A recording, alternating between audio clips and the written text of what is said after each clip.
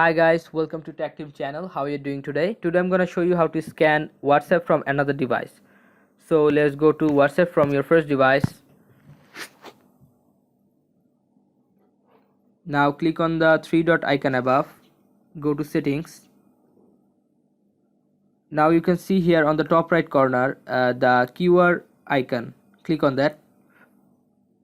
Now you can see here your QR code. Now I'm going to show you how to scan this QR code from your another device.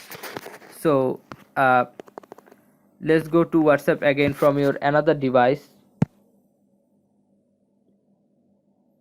Click on three dot icon above.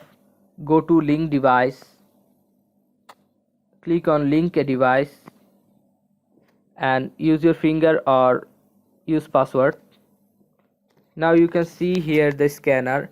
You have to scan that code from this scanner, then your device will be connected. So this is how you can scan and use WhatsApp from another device. If you find this video helpful, then please give a thumbs up and hit the subscribe button. Thank you so much for watching the video.